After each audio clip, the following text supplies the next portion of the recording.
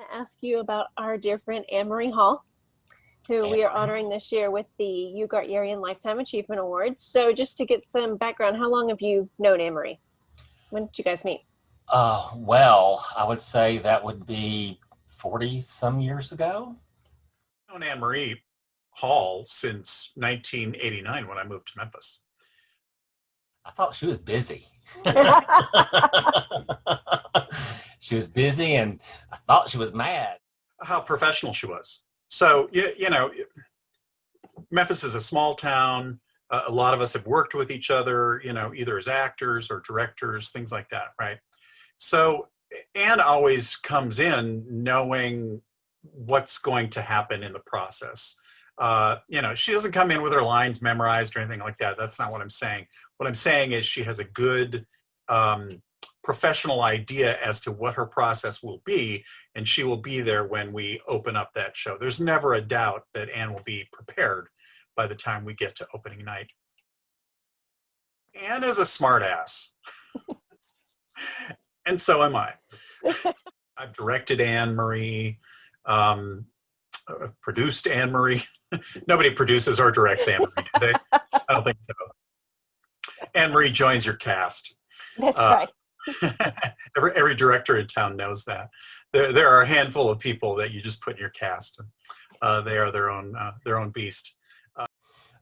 When we were on stage for Rumors, and she was wearing this little black dress that just decided to become unzipped for like the entire second act, I believe. And there was nothing we could do about it except try to cover for her. And we started laughing about it, but then it became a game about how I could position myself behind her, especially when she had to turn up stage as the, you know, direction indicated. And so that's kind of the classic story of Anne-Marie and me on stage, is trying to figure out how to keep her back from being because she wasn't wearing much underneath that. It was a skimpy, beautiful little black dress. The fedoras, love the fedoras. That's just, you know, class. Yeah. I'm not sure it's a fashion choice, but it's a choice. Have a favorite hat.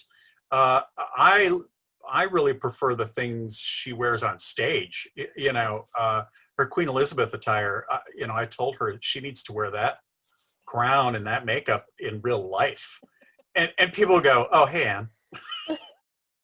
Anne-Marie's had a major impact on Memphis theater. Anyone who has done a number of things, for instance, being in shows, directed shows, being involved in a number of different theaters, that's kind of the baseline, I think, for somebody who has had an effect on theater. But what I think she has done, which is wonderful, is that she has stayed here, right?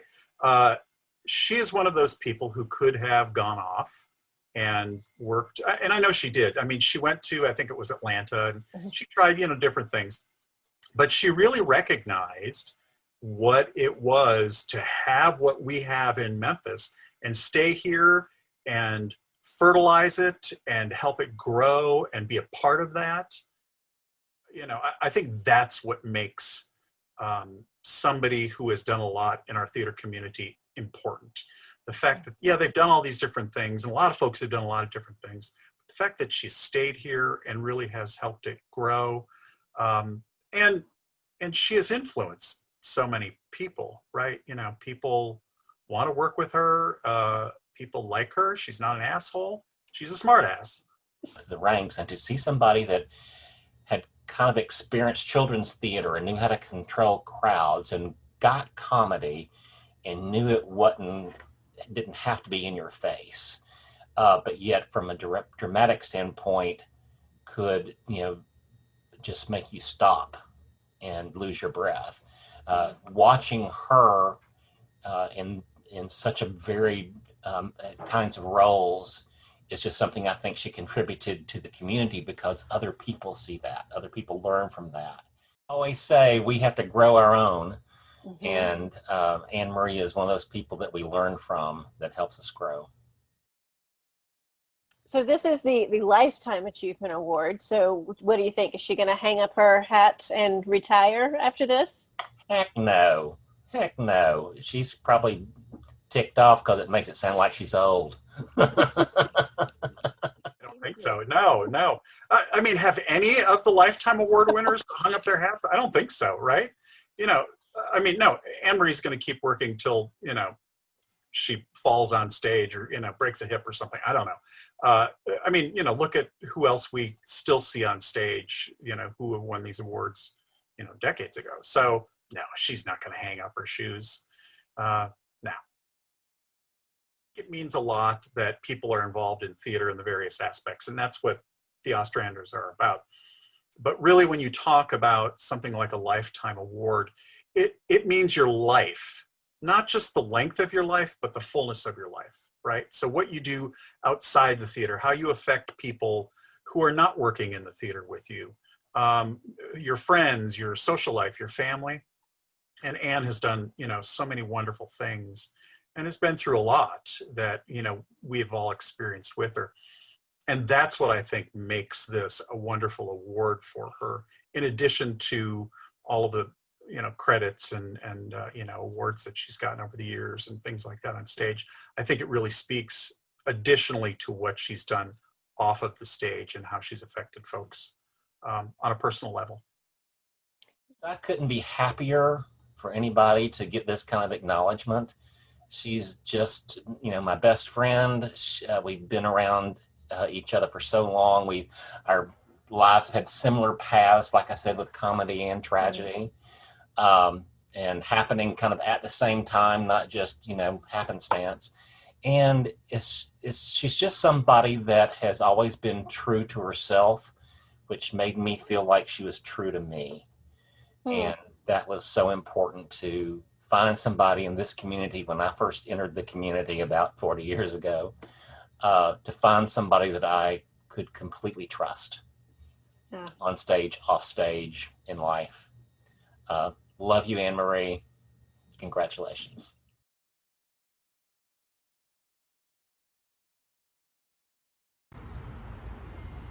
Oh, hi. I'm so sorry that we can't all gather in person for the Ostranders this year, but at least here I can dress casual and the bar never closes. Oh, thanks. Who am I kidding? I'm always casual.